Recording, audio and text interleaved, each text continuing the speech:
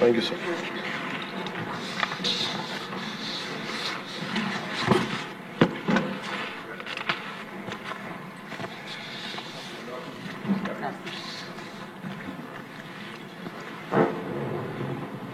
మాకు ఈ అవకాశాన్ని ఇచ్చిన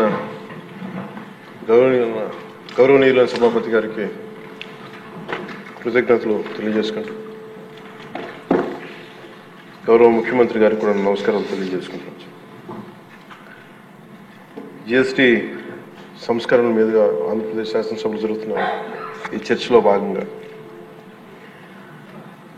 ఈ దేశంలోని ప్రతి పౌరునికి ప్రత్యక్షంగాను పరోక్షంగాను లబ్ధి కలిగించే ఒక చారిత్రాత్మకమైన దిశానిర్దేశకమైన అంశంపై నేను ప్రకటన చేస్తాను. ఉద్దేశం గౌరవ ముఖ్యమంత్రి శ్రీ నారా చంద్రబాబు నాయుడు గారి సూచనల మేరకు ఈ సమిష్టి నిర్ణయానికి మన రాష్ట్రం ఒక నిర్మాణాత్మక సహకారం అందించింది.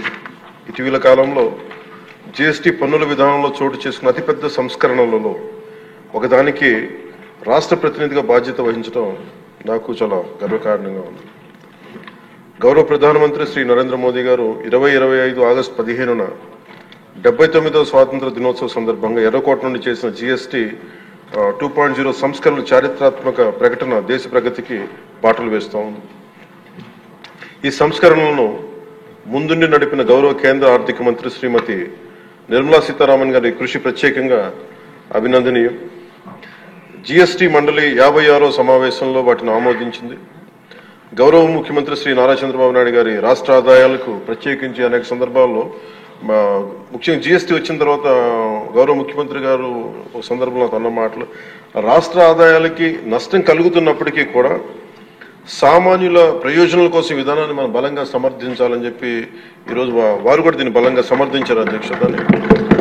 ఎందుకంటే మనకి ఆర్థిక ఆటుపోట్లని చూస్తూ కూడా వచ్చే ఆదాయం తగ్గిపోతున్న జిఎస్టీ సంస్కరణల వల్ల, కానీ దాన్ని ఇంకొకలాగా దాన్ని ఎలా పూడ్చుకోవాలని తెలిసి ఆయన ముందుండి దీన్ని మద్దతు తెలిపినందుకు వారికి నా కృతజ్ఞతలు తెలియజేస్తాను. ఈ చారిత్రాత్మక సంస్కరణలకు మద్దతు తెలిపిన తొలి రాష్ట్రంగా నిలిచింది నారా చంద్రబాబు నాయుడు గారి నాయకత్వంలోని ఆంధ్రప్రదేశ్ ప్రభుత్వం. జిఎస్టీ పన్నుల విధానాన్ని సులభతరం చేయడం ద్వారా సాధారణ ప్రజలకు ప్రత్యక్ష లాభాన్ని చేకూర్చి వ్యాపారులపై పన్నుల భారాన్ని తగ్గించి పన్ను వ్యవస్థలో పారదర్శకతను పెంచుతోంది. ఈ చారిత్రాత్మక సంస్కరణ పన్నుల విధానాన్ని సులభతరం చేసి వ్యాపార పరిశ్రమల అభివృద్ధికి సహకరిస్తుంది. ప్రజల పొదుపును పెంచి కొనుగోలు శక్తిని పెంపొందించడానికి, కొత్త పెట్టుబడులను ఆకర్షించి దేశాన్ని స్థిరమైన వృద్ధి మార్గంలో నిలపడానికి దోహదపడుతుంది. జిఎస్టీ రేట్ల సరళీకరణ ద్వారా ప్రజలు అధికంగా ఉపయోగించే వస్తువులు సేవలకు డిమాండ్ పెంచి ఉత్పత్తిని విస్తరించి కొత్త పెట్టుబడులను ప్రోత్సహిస్తుంది. తద్వారా ఆర్థిక వృద్ధికి దారితీస్తుంది. నిజంగా ప్రజలకి ఆర్థిక వ్యవస్థకి చాలా లాభదాయకమైన సంస్కరణ.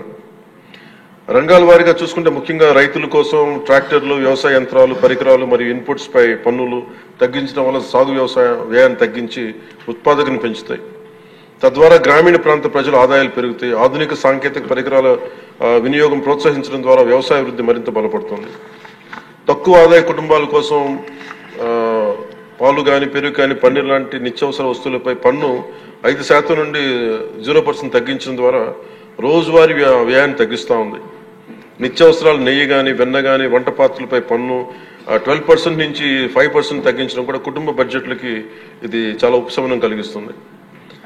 అలాగే ప్రతి కుటుంబం కోసం ఉండే సబ్బులు కానీ, షాంపూలు కానీ, టూత్ పేస్ట్ వంటి వ్యక్తిగత సంరక్షణ ఉత్పత్తులపై పన్ను 18% నుంచి 18% నుండి 5% పరిమితం చేయడం ద్వారా వాటి ధరలు చాలా గణనీయంగా తగ్గుతాయి. తద్వారా ఆరోగ్యం, వ్యక్తిగత పరిశుభ్రత మెరుగుదల కనపడుతుంది.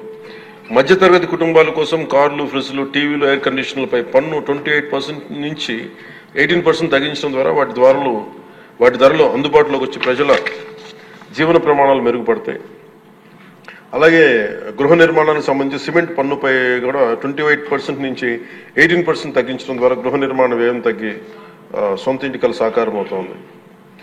ఆరోగ్య రంగం కోసం ఔషధాలపై పన్ను 12% నుంచి 5%కి, అత్యవసర మందులపై పన్ను 5% నుంచి 0% తగ్గించడం ద్వారా రోగులకి చాలా కీలక ఉపశమనం కలిగి అందరికీ వైద్య సేవలు అందుబాటులోకి వచ్చి ప్రజా ఆరోగ్య సంరక్షణ మెరుగుపడుతుంది.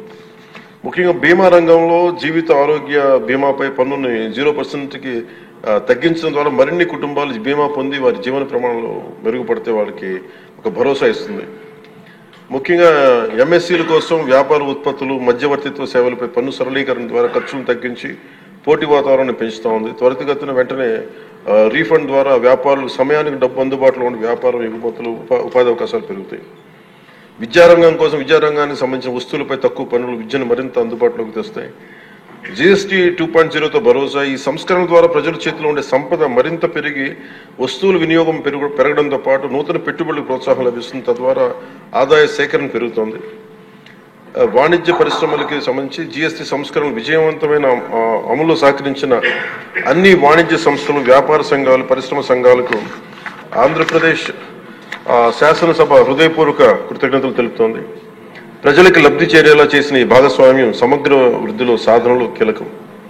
ఈ అవగాహన కార్యక్రమం ముఖ్యంగా జీఎస్టీ సంస్కరణ లాభాలు ప్రతి కుటుంబానికి చేరుకోవడానికి ఇది ఒక కార్యక్రమం చేపట్టాలని అందరం కోరుకుంటా ఉన్నారు. అధ్యక్ష, జిల్లా నుంచి గ్రామ స్థాయి వరకు ఈ అందరికీ తెలిసేలాగా మరింత ఏమేమి తగ్గుతాయి, ఏవి బెనిఫిట్స్ ఉన్నాయి, ఇవన్నీ ప్రజలందరికీ తెలియజేసే ఒక కార్యక్రమం ఖచ్చితంగా రూపొందించాలి. దాని మీద మేము కోరుకుంటా ఉన్నాం. అలాగే ఈ రెవెన్యూ కానీ, కమర్షియల్ ట్యాక్స్, పంచాయతీ అధికారులు గ్రామ స్థాయిలో ప్రజలకు నేరుగా కలిసి వాళ్ళకి మమేకం వాళ్ళకి ఎలా లబ్ధి చేకూరుతుందో అది కూడా చెప్పగలగాలి. పరస్పర అవగాహనతో పాటు పలు మీడియా వేదికల ద్వారా విస్తృత ప్రచార కార్యక్రమాలు చేపట్టాల్సిన అవసరం ఉంది. ఈ కార్యక్రమం ప్రధాన లక్ష్యం ప్రతి కుటుంబం జీఎస్టీ సంస్కరణల గురించి తెలుసుకుని వాటిని లాభాలు పొందాలని మనస్ఫూర్తిగా కోరుకుంటూ ఆంధ్రప్రదేశ్ ప్రభుత్వం ఈ చారిత్రాత్మక మార్గదర్శక సంస్కరణలు ఆహ్వానిస్తూ ప్రజల ఆర్థికాభివృద్ధి కోసం వాటి విజయవంతమైన అమలుకు సంపూర్ణ మద్దతు ప్రకటిస్తోంది. థ్యాంక్ యూ అధ్యక్ష.